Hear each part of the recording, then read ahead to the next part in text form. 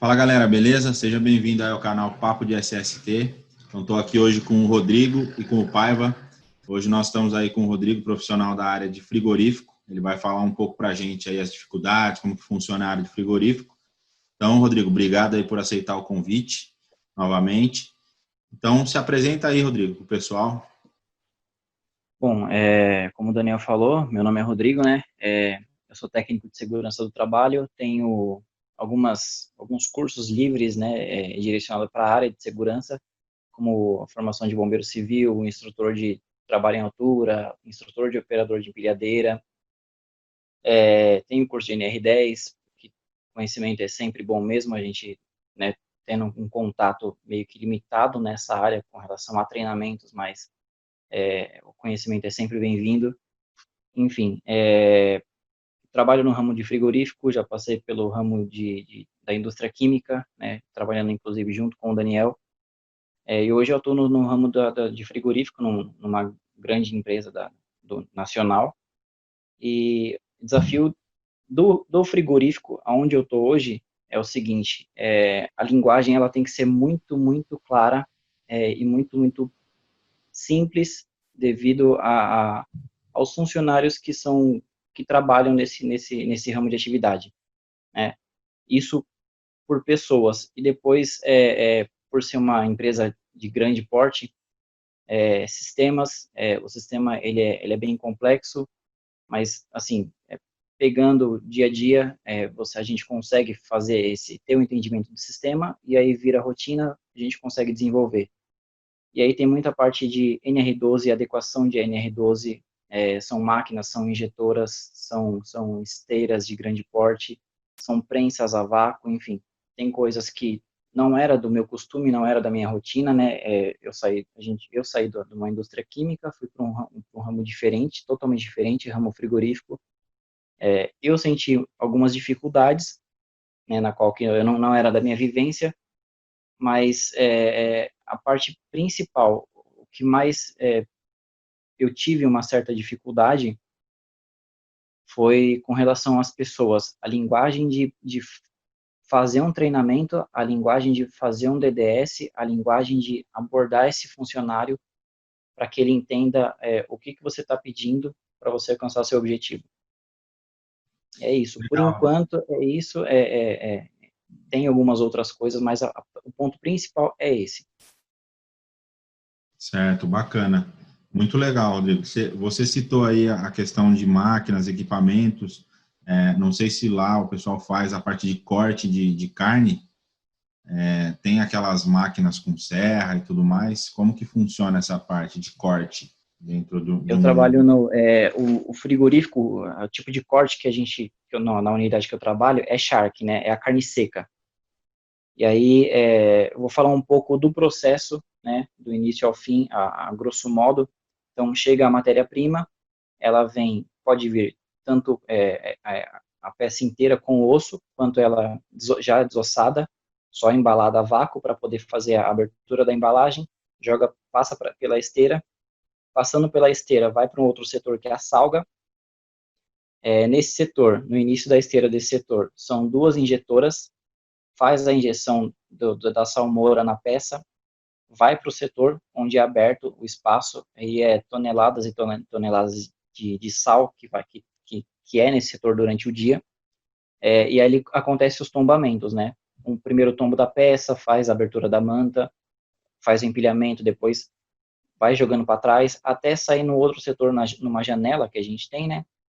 Falando da realidade que eu tenho, para chegar no setor do varal, que ali faz um banho na carne para tirar o excesso do sal, eles colocam em carrinhos, em pallets, e vai estender a céu aberto, né? Que é o ideal. Em tempos ruins, tem a tenda, fica no tempo coberto, né? Fica numa estrutura coberta. E aí, depois disso, vem entrando na NR12 que você perguntou, Daniel.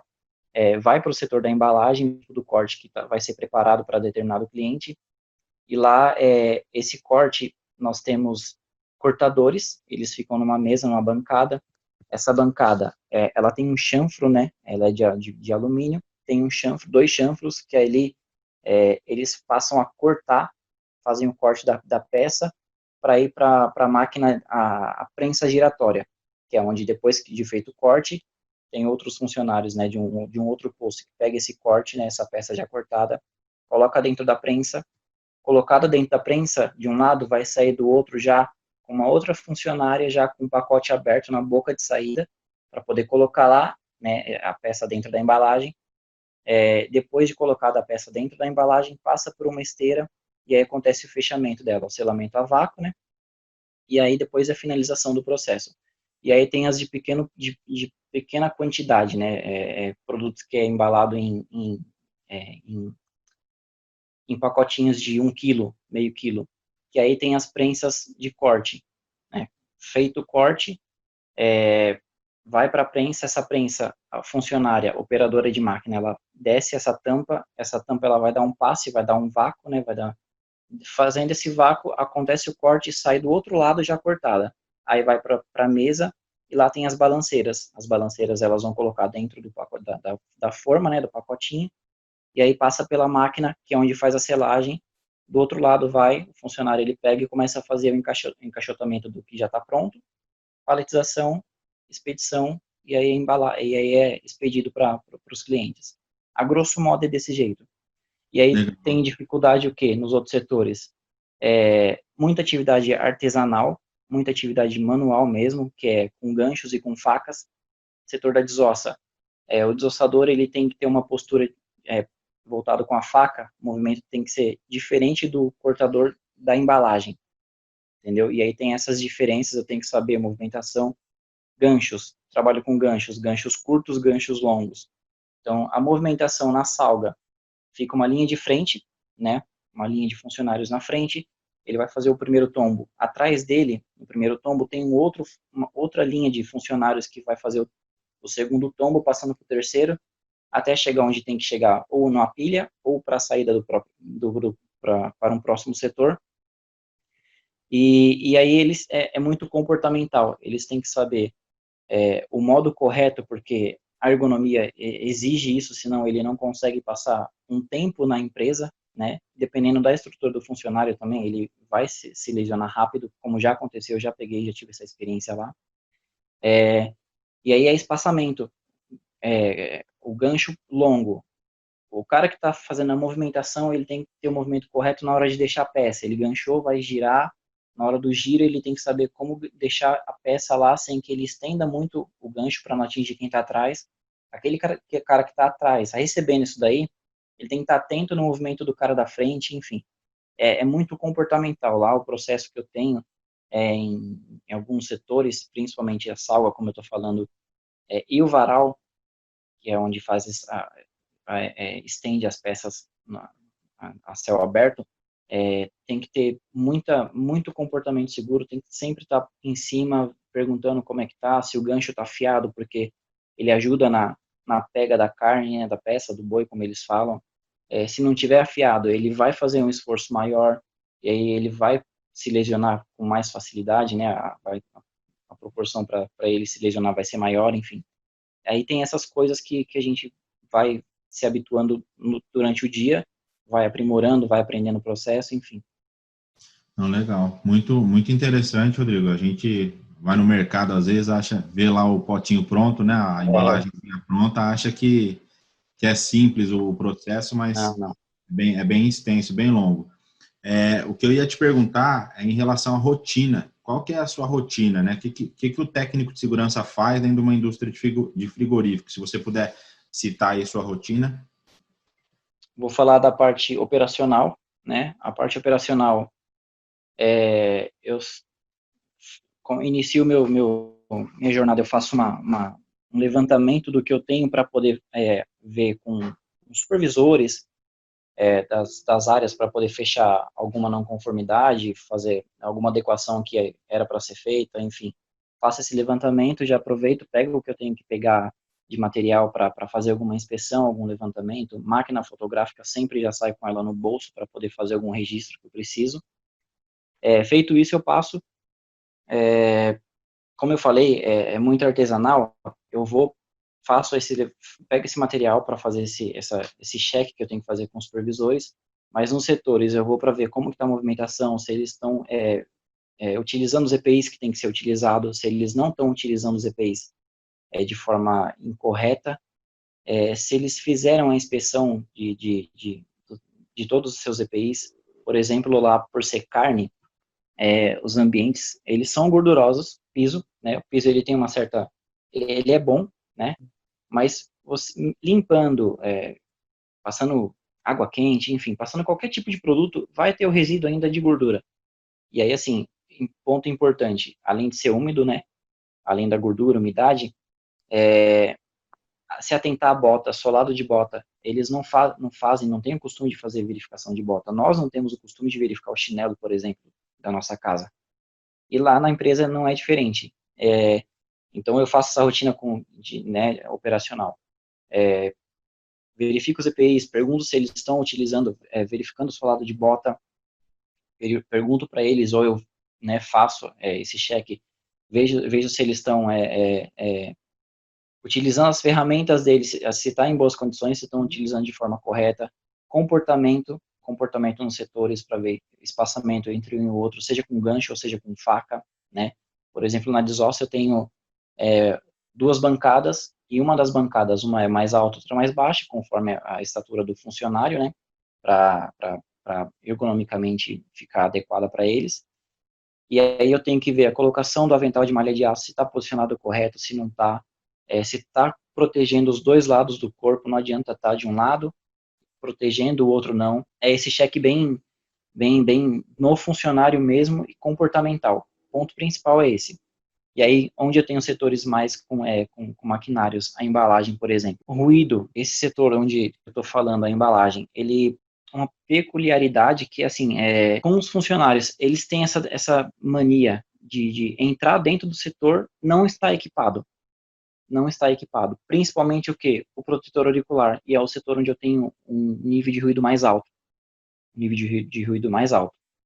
E aí é o quê? Eu ficar dentro da porta, né, dentro do setor, e eles lá a gente fazem as pausas psicofisiológicas, né, e aí eu pego esse tempo que eles estão na pausa, vou para o setor, verifico como que eles estão deixando as ferramentas, se estão deixando exposta, porque tem lugar correto para poder deixar gancho, faca, enfim, os EPIs, luvas, enfim.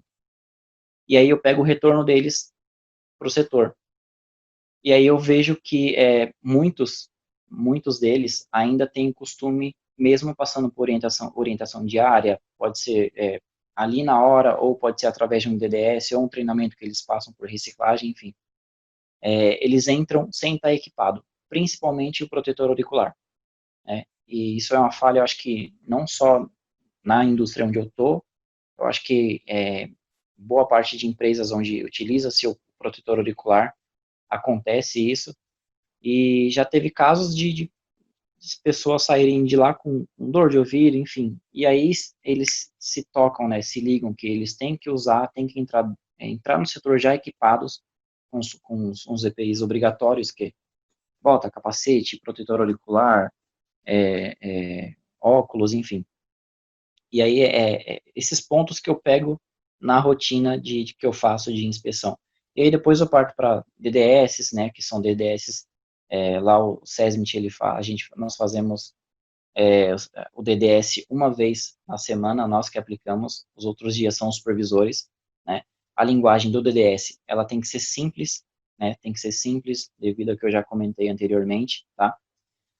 E aí eu volto para a sala, onde tem o material lá, computador, e lá eu vou fechando o que eu já fiz o levantamento com os supervisores, abertura de solicitação de serviço, né, para manutenção, fazer alguma correção, fazer alguma adequação. Basicamente a rotina do operacional é isso daí, né. Tem outras coisas mais, mas assim, o ponto mais importante é ir nos setores para verificar principalmente parte de comportamento, comportamento, entendeu? E aí a parte administrativa é controle de treinamentos, atendimento à solicitação do corporativo, planilhas, levantamento de custo fixo de EPIs, enfim. É uma rotina bem grande, bem extensa, é pesado, mas assim, controlando o tempo certinho, dá para fazer. Mas é bem legal, é corrido, é legal, é aprendizado todo dia, em determinada situação, em determinado ponto, sempre você vai ter uma situação diferente, nova, que você nunca passou, seja com pessoas, seja com processo, enfim. Bacana. Tem alguma pergunta aí, Paiva? Ô, Rodrigo, muito bom. Bom, pelo que eu entendi da sua fala, então tem os riscos de máquina, equipamento, tem o risco de ergonomia, que acho que é o desafio maior, e o risco e a questão de comportamento seguro. Isso. Por ser uma área de alimentício, tem câmera fria? Você tem alguma câmera fria nessa unidade que você trabalha, ou é tudo processo, temperatura, vamos dizer, natural? Como que é isso? Nós temos temos duas câmeras frias, elas ficam em torno de 15, 16 graus, né, mas eu tenho duas sim. Entra com japona, tudo equipado, tudo certinho, mas eu tenho duas situações dessa lá, né, para fazer a armazenagem dos bois, que eles falam, né, das peças que chegam para atender a demanda, mas eu tenho duas câmeras frias sim, ô Paiva. Ah, legal. E aí o pessoal entra lá com japona, com bota, balacrava, tudo esses espelhos. Você falou 15 graus positivos ou 15 graus negativos? Positivo. Lá Ah, não, positivo. lá Lá nós então não tem nada negativo, não é congelado, não é congelado, é resfriado. é Legal, resfriado, é. legal. Acho que o outro ponto que você falou são os utensílios, né, facas. Acho que esse é um risco também muito, muito grande, né, de corte, por exemplo, né, a questão de faca. E aí a segurança do trabalho tem que estar atenta aí como as pessoas utilizam as facas. Tem treinamento para o manuseio de faca e ferramenta? Se tem treinamento, qual é a frequência que vocês fazem esse treinamento para manusear a faca e os utensílios que você falou? Tá, vamos lá. Tem treinamento, né? Lá existe a função de cortador, isso em dois setores, como eu falei, embalagem e desossa. Os dois, nós temos cortadores, porém, o tipo do corte, o modo de fazer o corte são diferentes. E aí eles passam por esse treinamento, a gente abrange os dois, tá? Esses dois utensílios, essas duas ferramentas, que é a faca e o gancho. Então, a gente tem um treinamento. Esse treinamento, a gente pega esses dois pontos, faz o levantamento, para que setor esse funcionário vai? Ele vai para a desossa. Então, a gente fala do modo geral, que ele entenda, se por um acaso ele for transferido para uma embalagem, ele sabe como fazer o movimento com a faca. Como ele está indo para a desossa, aí a gente já pega um pouquinho mais forte com relação ao EPI, o modo de utilizar a chaira, né, que é fuzil, né, que a gente fala também popularmente, como que ele vai utilizar a chaira, o movimento que ele tem que fazer, como que ele vai fazer a inspeção da chaira, da chaira, do fuzil. Ela tem um limitador no cabo dela, se por acaso passar a faca ele passar um pouquinho mais forte, ela vai bater naquele limitador, naquele bloqueio. Se aquele bloqueio tiver quebrado, solicita a troca da chaira, não utiliza ela quebrada, enfim. Manda para o fornecedor para ver se tem como fazer o reparo, se não tem, enfim. Mas tem o treinamento sim, esse treinamento de faca e gancho, e chaira também, né, que faz parte da ferramenta deles durante a jornada de trabalho deles, tá tudo incluso num treinamento só. Muito bacana. Legal, bom, um desafio enorme, né, na área de frigorífico. Eu acho que o desafio é enorme, que são vários riscos diferentes dentro do mesmo ambiente, da mesma atividade, né? Então acho que o desafio é enorme. É diferente de uma metalúrgica, talvez tenha menos riscos envolvidos nas atividades. Então acho que o desafio é enorme aí para vocês. Sim, sim. Legal, Rodrigão, muito bom a sua fala aí e o seu entendimento sobre o processo. Parabéns aí ficou Imagina. muito bem explicado aí o processo. Sim, sim. Bem legal, Obrigado. Rodrigo. Só para a gente finalizar, eu vi que você falou algumas coisas em relação à umidade, que eu acho que é um pouco diferente das outros ramos de atividade. Acho que seria interessante a gente falar sobre isso. como você falou que lá só é resfriado, provavelmente não tem nenhum processo de amônia, ou tem alguma coisa relacionada à amônia lá? Eu tenho a sala de máquinas lá, né? Eu tenho um vaso de pressão de amônia, só que o processo lá, a sala de máquinas lá, ela é nova, né? Ela é bem moderna. Então, a amônia, ela vai até determinado ponto dentro da sala de máquinas. Depois, ela acontece o processo que vai para os setores o glicol. Então, se acontecer algum vazamento, não vai direto a amônia, vai o glicol, onde não causa o que a amônia causa no corpo né, da gente. Mas eu tenho amônia sim, tá? Ah, legal. Só que acontece essa transformação, esse processo, né? E aí, se acontecer algum vazamento, não vai amônia para os setores, vai o glicol. Entendi. E tem processo de treinamento para caso ocorra vazamento, por exemplo, no setor de máquinas? Que Tem você sim, tem. tem Os pessoas, operadores, tudo? sim, os operadores de sala de máquinas, eles recebem treinamento, né, conforme a NR13 pede, reciclagem de refrigeração que eles fazem, né, durante o período que pede a norma. Eles têm o treinamento de combate à emergência, né, a roupa né, de proteção para amônia, a bota, cilindro de oxigênio. Então, tem todos esses aparatos que precisa para fazer o combate a um sinistro desse, né, um atendimento a um sinistro desse. Eles têm orientação, o pessoal da brigada, né, a formação da brigada, a gente já pede no treinamento, passando para a nossa realidade, para que eles tenham pelo menos não